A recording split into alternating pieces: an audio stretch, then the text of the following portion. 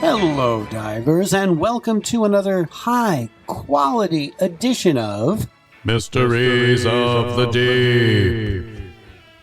I'm Tom Feeney, podcaster and purveyor of pop culture propaganda, searching beneath the surface of what seems to be the ordinary, the mundane, the pedestrian. This time, we dive into one of the most bizarre, surreal, and cringeworthy ideas ever implemented by your United States government. Not that anyone realized it at the time. I am referring to public access television.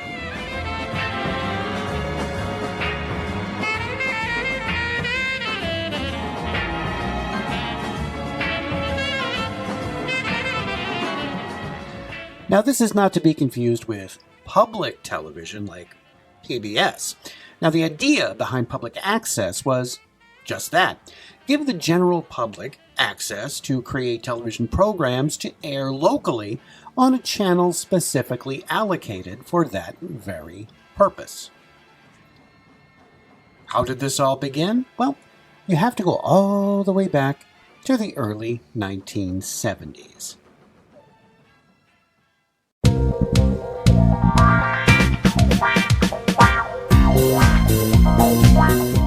Broadcast television was entering a new phase of its existence. During the sweeping cultural upheaval of the late 1960s, a new light was shone on what was considered the stagnant, regressive television landscape of the time. Shows like Gilligan's Island, the Beverly Hillbillies, and the Andy Griffith Show were popular, but they were in no way socially progressive and did not represent the zeitgeist of the time. There were signs of life, however. The same network that aired Andy Griffith also aired what might be the 60s most controversial program, the Smothers Brothers Comedy Hour. The comedy variety show hosted by Tom and Dick Smothers. And like most shows that pushed the boundaries, it was ultimately canceled. But it broke a barrier that would come crashing down in the 1970s with more socially relevant shows like All in the Family, MASH, and Good Times. The advent of public television also served the public interest better than your average network cotton candy content. To many, however, the television landscape was still, as former FCC chief Newton Minow once stated, a vast wasteland. In fact, Minow was an early advocate for public interest programming. Now, in case you were wondering, Newton Minow was immortalized by Gilligan's Island creator Sherwood Schwartz.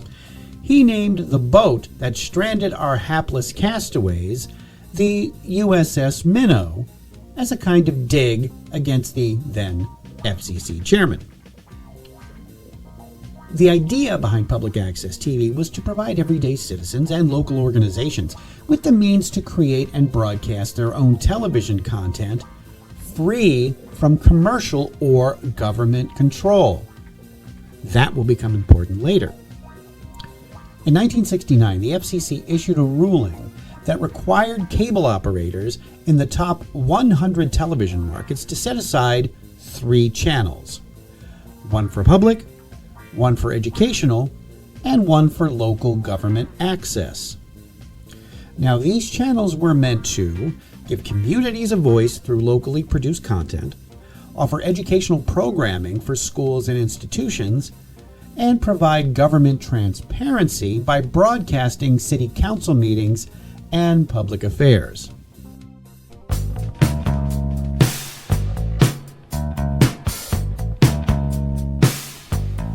Now, the public access component allowed individuals to create their own television programming using broadcast facilities provided by either a local UHF station or a cable TV provider. In many instances, free classes were offered in order to instruct people on how to use the television studio equipment. Public access television thrived during the 1970s and 80s as community members, activists, and artists embraced the medium.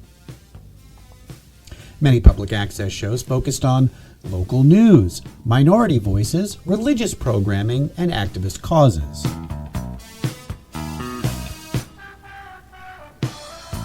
Now, earlier I mentioned that public access channels were free from commercial or FCC control. In effect, it meant that public access stations were legally required to air programming without editorial control or censorship. This factor alone turned public access TV into the wild, untamed West. Now, many independent producers used public access to explore avant-garde ideas, alternative comedy, and niche interests. In other words, any kook, clown, or curmudgeon now could have their own uncensored TV show. Now, this may not seem like a big deal at this time. I mean, YouTube is essentially the same thing, except that everyone can have a channel that everyone else can see. But back in the 70s and 80s, this was completely uncharted territory. Shows ran the gamut from boring to absolutely bananas. Some of the best known, and ironically some of the worst, public access shows came out of the city that never sleeps, New York. Their public access programs were, to say the least, unique. Now, during the 70s and 80s, when New York City was at its most economically depressed and most absolutely dangerous, that charged atmosphere spawned some truly insane, uncensored content. One of the most notorious shows ever to be spewed forth onto the airwaves, and actually still is the innocently titled The Robin Bird Show. Who is Robin Bird? Well, she is a former adult film actress, best known for appearing in the classic 70s X-rated film Debbie Does Dallas. In the latter part of the decade, Bird began her own adult-oriented talk show on the Manhattan-leased cable access channel. Taking advantage of the total lack of censorship afforded public access, The Robin Bird Show featured adult film stars as guests, many of them appearing naked on camera, like Miss Bird herself would frequently do.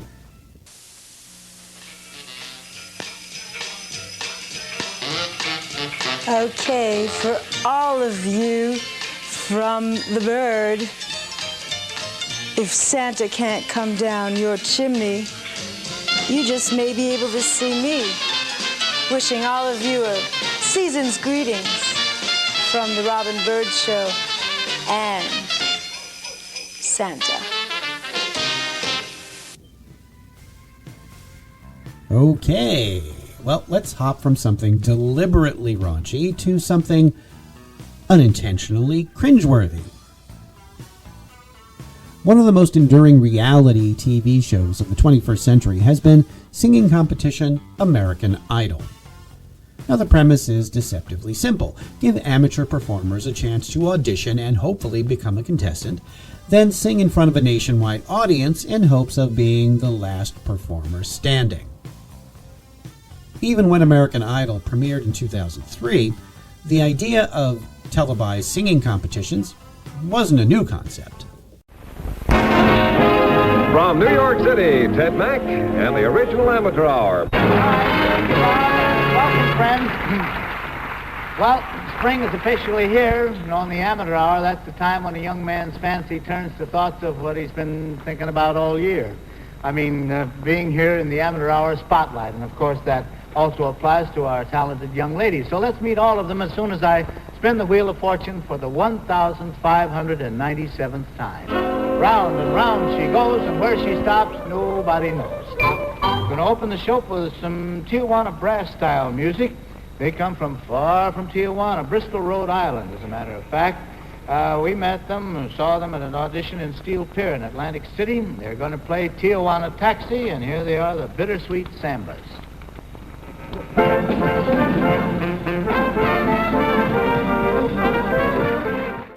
The Original Amateur Hour was a talent show hosted by former musician and band leader Ted Mack that began as a radio series and subsequently moved to television in 1948. It was broadcast on the defunct Dumont Network and then NBC. The show featured contestants from across the country. The televised version of the Original Amateur Hour had an impressive run from 1948 until 1970, having broadcast over 1,600 episodes.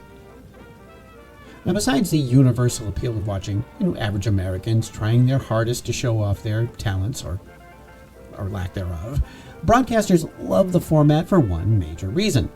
It was cheap to produce. One host, one stage, and an unending stream of unpaid amateurs willing to put themselves out there for better or worse. It was a perfect concept for public access TV. So let's fast forward to 1979 and once again, New York City. Enter Frank Massey, a native of New York and someone with his own aspirations of becoming a famous performer.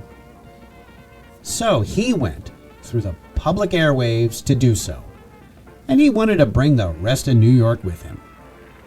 Frank created what some claim to be the greatest public access television show of all time, Stairway to Stardom. Stay tuned, because Stairway to Stardom is next with Frank Massey.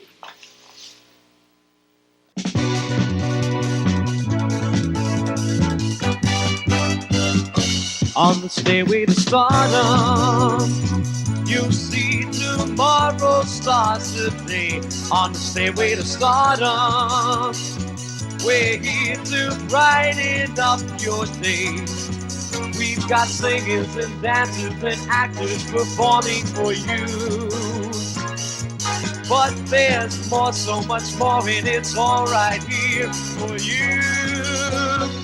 On the stairway to stardom, we'll entertain with talent and style. On the stairway to stardom, we've got the other shows beat by a mile. On the stairway to stardom, on the stairway to stardom, on the stairway to stardom, on the stairway to stardom.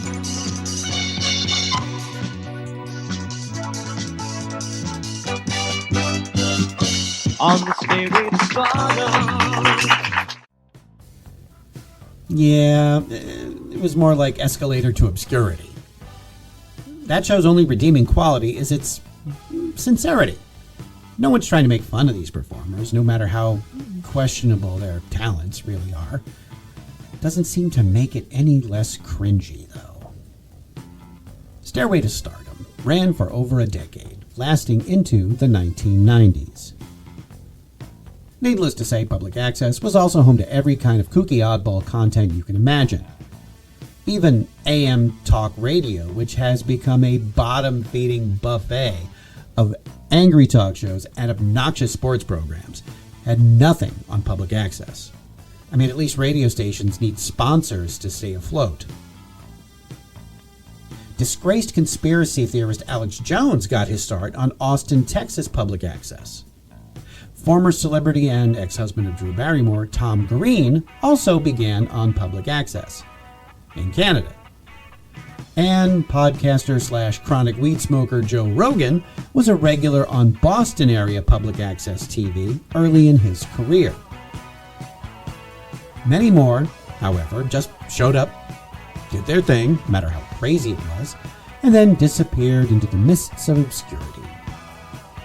One of the wildest was a bizarre mashup of biblical rantings, wild pronouncements, impromptu dancing, so many obscenities, and a call-in advice show.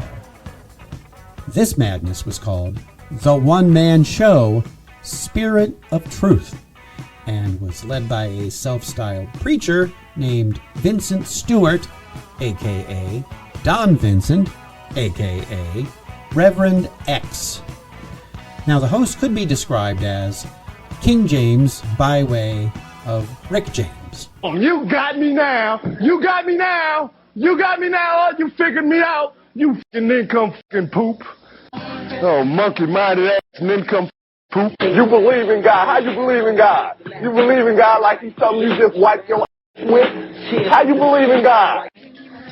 Simple monkey-minded nincompoop. Wouldn't know God if he jumped out the sky, jumped up and kicked you in your... Yeah, if church had been more like this when I was younger, I might have gone more often. Needless to say, what I presented here is only the tip of the insanity iceberg.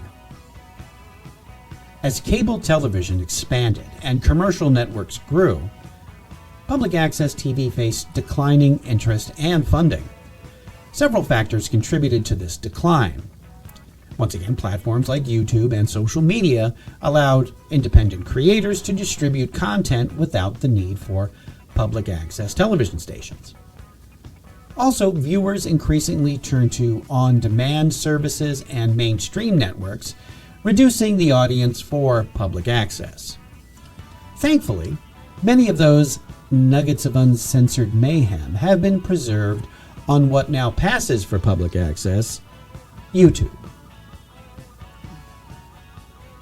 Public access television remains an important chapter in media history, demonstrating the power of grassroots media in giving communities a voice, no matter how weird it was. Its DIY ethos inspired countless independent filmmakers, comedians, and media activists. Even as traditional public access fades into obscurity and obsolescence, its spirit lives on in the vast world of online content creation, where anyone with a smartphone or webcam can broadcast their ideas freely, just as public access originally intended. God help us all.